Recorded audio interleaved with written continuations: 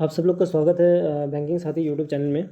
आज के वीडियो में हम सेबी के जितने भी इम्पोर्टेंट न्यूज़ सितंबर मंथ में आए हैं उनको एक एक करके कवर करेंगे। देखिए, जो भी सेबी के न्यूज़ होते हैं मैं उनको बहुत अच्छे से आप लोग को इसलिए समझाता हूँ क्योंकि बहुत सारे स्टूडेंट्स के लिए सेबी के जो न्यूज़ होते हैं वो बहुत डिफिकल्ट होते हैं, स्पेशली उन बच्चों के लिए जो साइंस बैकग्राउंड से हैं।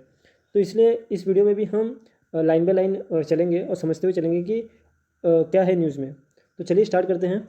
सेबी ने रिसेंटली रिड्यूस किया है bonus share allotment time to T+2 days और ये इफेक्टिव कब से होगा? फर्स्ट अक्टूबर 2024 से होगा। तो इस न्यूज़ को पढ़ने से पहले आप ये समझें कि बोनस शेयर्स क्या होते हैं।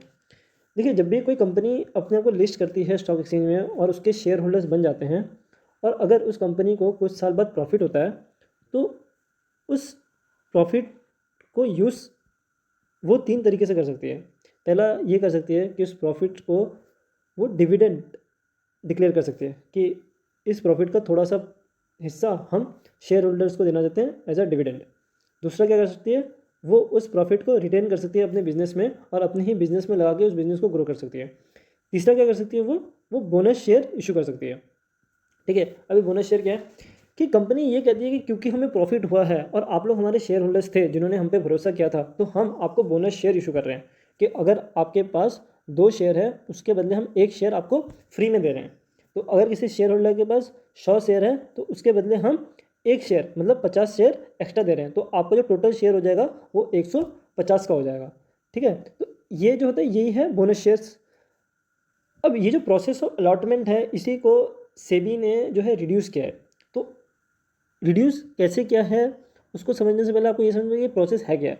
देखिए, जब भी बोनस शेयर्स इशू होते हैं सबसे पहले जो है ये बोर्ड ऑफ मीटिंग में डिसाइड होता है कि हम लोग को प्रॉफिट हुआ है तो हम बोनस शेयर देना चाहते हैं शेयर होल्डर्स को।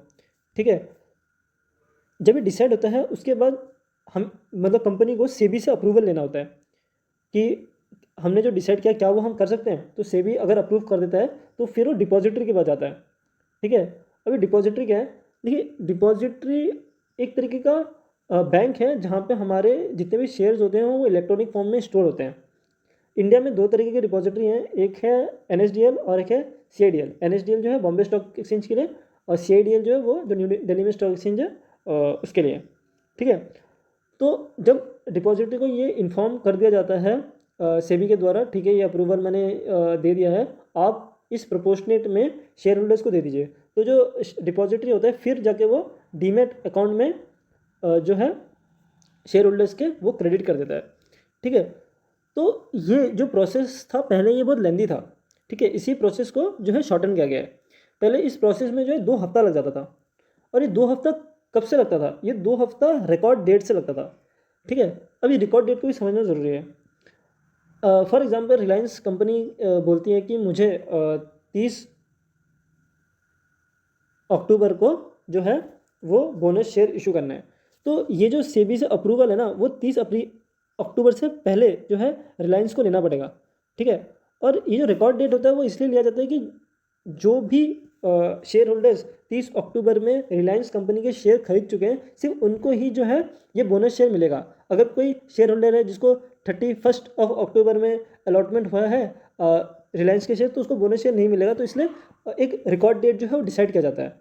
ठीक है, अब ये रिकॉर्ड डेट आप ध्यान रखना। तो अभी जो बोनस शेयर इशू होने के बाद सेबी के अप्रूवल लेने के बाद रिकॉर्ड डेट के 2 हफ्ते बाद जो है किसी शेयर होल्डर के डीमेट अकाउंट में क्रेडिट होता था जो बोनस शेयर है। तो उस टाइम पीरियड में क्या होता था कि एक शेयर होल्डर्स को अगर अपना शेयर बेचना है तो बेच नहीं पाता था क्योंकि वो फिर वेट करता था कि कब मुझे बोनस शेयर मिलेगा, कब मैं उसको बेच के ज़्यादा प्रॉफिट कमाऊंगा।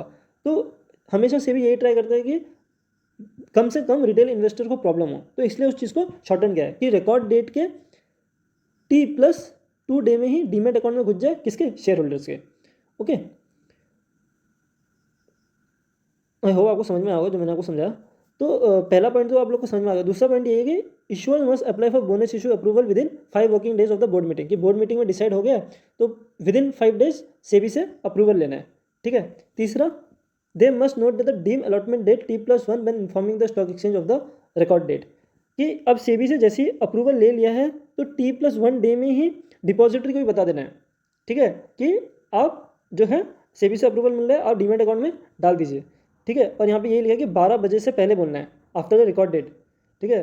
अगर 30 को डेट है रिकॉर्ड डेट, तो 31 अक्टूबर के 12 बजे तक आपको डिपॉजिटरी को बता देना है, जैसे कि डिपॉजिटरी डीमैट अकाउंट में डाल सके, ठीक है। अब यहाँ पे, और उसके बाद T+2 डे में जैसे डीमैट अकाउंट में घुस जाए इसके शेयर होल्डर्स के। तो ये जो 4 पॉइंट्स है यही है इंपॉर्टेंट, मेनली आपके लिए ये इंपॉर्टेंट है कि 2 वीक से T+2 डेज किया है, ठीक है। और यहाँ पे जो लास्ट वाला पॉइंट है वो कि bonus shares can now be credited directly to the permanent ICN। देखिए जो लास्ट वाला पॉइंट है वो इतना इंपॉर्टेंट नहीं है, क्योंकि इंडिया में जब भी बोनस शेयर इशू होता है वो परमानेंट ICN को ही यूज़ किया जाता है। टेम्प्रेरी ICN तब यूज़ किया जाता है जब राइट इशू या प्रेफरेंस शेयर्स वगैरह को इशू करते हैं हम लोग। तो लास्ट वाला पॉइंट इतना इंपॉर्टेंट नहीं है, जो ऊपर के पॉइंट्स है वही इंपॉर्टेंट है। तो चलिए इस न्यूज़ में इतना ही था, हम नेक्स्ट न्यूज़ में बढ़ते हैं।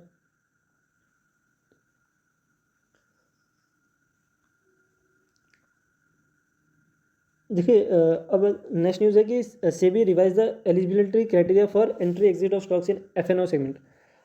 FNO जिस तरीके से हमारे पास स्टॉक्स होता है या डेट सिक्योरिटीज़ होते हैं, वैसे हमारे पास फ्यूचर्स एंड ऑप्शंस भी होते हैं। फ्यूचर्स एंड ऑप्शंस थोड़े टेक्निकल है, और अगर किसी स्टूडेंट को जानना है इसके बारे में तो प्लीज़ कमेंट कर दीजिएगा, मैं एक वीडियो ले आऊँगा कि FNOs क्या होते हैं। तो ये जो न्यूज़ है वो इतना इंपॉर्टेंट नहीं है आपके लिए, लेकिन ये PDFs में इसलिए डाला गया है क्योंकि कुछ बच्चे जो हैं वो कंप्लेन करते हैं कि आपकी जो न्यूज़ है वो सारी कंप्लीट नहीं है। देखिए आप करंट अफेयर्स इतने सारे होते हैं कि डालने को तो हम सब कुछ ही डाल सकते हैं, लेकिन हम खुद शॉर्टन करके डालते हैं कि आप कम से कम न्यूज़ को पढ़ें और ज़्यादा से ज़्यादा स्कोर करें। तो वैसे ही ये न्यूज़ भी आपके लिए इतना इंपॉर्टेंट नहीं है, इसलिए मैं इसे कवर नहीं करूँगा, क्योंकि इस वाली न्यूज़ में ये बताया कि जो क्या बोलते हैं कंपनीज FNO सेगमेंट में घुसती हैं तो उनके जो क्राइटेरियाज है उनको चेंज किया है, ठीक है। जैसे कि median quarter sigma order size होता है, मार्केट विदन पोजीशन लिमिट होता है, ये सब मेथड्स हैं। ये मेथड्स आपको समझने की ज़रूरत नहीं, क्योंकि इतना डीप आपसे पूछा नहीं जाएगा, ठीक है। तो हम इस न्यूज़ को नहीं पढ़ेंगे, हम नेक्स्ट न्यूज़ में चलते हैं। तो नेक्स्ट न्यूज़ हमें ये कह रहा है कि SEBI allows mutual fund to sell credit default swaps. देखिए लास्ट वाले वीडियो में मैंने आपको क्रेडिट डिफॉल्ट स्विप के बारे में बताया था, मैं वापस से आपको बताता हूँ। क्रेडिट डिफॉल्ट स्विप कुछ नहीं होता, ये एक तरीके का इंश्योरेंस होता है। फॉर एग्जांपल आप जब भी कोई कार का लोन लेते हैं तो उसके साथ आपको एक जनरल इंश्योरेंस भी लेना पड़ता है, कि इन केस अगर आपका एक्सीडेंट हो जाए और आप EMI पेमेंट नहीं कर पाए किसी कारणवश से, तो वो जो इंश्योरेंस कंपनी है वो rest of the EMI bank को पे कर देंगी आपके बिहाफ में। तो वैसे ही क्रेडिट डिफॉल्ट स्विप्स होते हैं, कि फॉर एग्जांपल एक कंपनी है जिन्होंने एक फाइनेंशियल प्रोडक्ट लाया, ठीक है, फाइनेंशियल प्रोडक्ट या फाइनेंशियल इंस्ट्रूमेंट लाया कि ये जो इंस्ट्रूमेंट है वो आपको रिटर्न देगा, मान लें 10% का रिटर्न देगा 10 साल में, ठीक है। तो क्योंकि 10 साल बहुत ज़्यादा होते हैं और 10% का रिटर्न मिलेगा या नहीं मिलेगा, तो इन्वेस्टर जो होते हैं ना वो बहुत कन्फ्यूज़ होते हैं कि हम चाहते तो हैं इस प्रोडक्ट में अपना पैसा लगाना, बट हमें डर लग रहा है। तो उसी सिचुएशन में इस CDS का कॉन्सेप्ट आता है कि कुछ कंपनीज क्या करती हैं कि वो कहती हैं कि आप हमसे CDS ले लीजिए, और अगर ये जो कंपनी जिनने ये फाइनेंशियल इंस्ट्रूमेंट लाया है ये फेल हो जाता है आपको पे करने में, तो आप हमारा CDS ले लीजिए, और अगर पे करने में ये फेल हो जाएगा तो इनके बिहाफ में हम आपको पे कर देंगे 10% का इंटरेस्ट, ठीक है। तो बहुत सारे इन्वेस्टर्स इस CDS को ले लेते हैं। म्यूचुअल फंड्स पहले CDS लेती नहीं थी, मतलब बेचती नहीं थी, लेती थी। मतलब म्यूचुअल फंड क्योंकि वो भी इन्वेस्टर्स होते हैं, और जब भी म्यूचुअल फंड इन कंपनीज़ के कुछ फाइनेंशियल प्रोडक्ट्स को लेती थी जो थोड़ी रिस्की साइड पे होती हैं, तो उस केस में म्यूचुअल फंड इन CDS को खरीदती थी। लेकिन अभी सेबी ने ये कहा है कि एज अ म्यूचुअल फंड आप सेल भी कर सकते हो CDS किसी इन्वेस्टर को, ओके। तो ये न्यूज़ में यही है कि म्यूचुअल फंड अब CDS सेल कर सकता है कॉर्पोरेट बॉन्ड मार्केट में। लेकिन सेबी ने एक रेस्ट्रिक्शन लगाई है कि जो ये डेब्ट सिक्योरिटीज़ में जिनको ये CDS बेचेंगी जिस इन्वेस्टर्स को, वो डेब्ट सिक्योरिटीज़ गवर्नमेंट बॉन्ड्स और ट्रेजरी बिल्स होने चाहिए, क्योंकि ट्रेजरी बिल्स और गवर्नमेंट बॉन्ड्स पहले से ही बहुत सिक्योर होते हैं। तो इसलिए जो सेबी ने बोला है कि क्योंकि आप अभी अभी CDS का बिजनेस स्टार्ट करें तो पहले आप थोड़े जो कम रिस्की एसेट्स हैं उन्हीं में आप CDS बेचिए, ठीक है। और सेबी ने ये भी बोला कि जो आपका CDS का बिजनेस है वो 10% से ज़्यादा नहीं होना चाहिए, कि अगर आप कोई म्यूचुअल फंड कंपनी है अगर वो 100 करोड़ का बिजनेस करती है तो सेबी ने रेस्ट्रिक्ट किया कि आप सिर्फ 10 करोड़ का ही बिजनेस इस CDS के थ्रू कर सकते हैं, ठीक है। तो यही था जो सेबी के जितने भी इंपॉर्टेंट न्यूज़ हैं जो सितंबर मंथ में आए हैं। आई होप आप लोगों को समझ में आया होगा। अगर आपको कुछ भी समझ में नहीं आएगा तो प्लीज़ कमेंट डाउन कर दीजिएगा, मैं आपको एक्सप्लेन कर दूंगा वहाँ पे। और अगर आपको मेरी तरफ से कुछ इम्प्रूवमेंट की दरकार होगी तो वो भी मुझे बता दीजिएगा, मैं वो इम्प्रूव भी नेक्स्ट वीडियोज़ में कर दूंगा आपके लिए। तो चलिए मिलते हैं फिर नेक्स्ट वीडियो में। थैंक यू आप सभी लोग।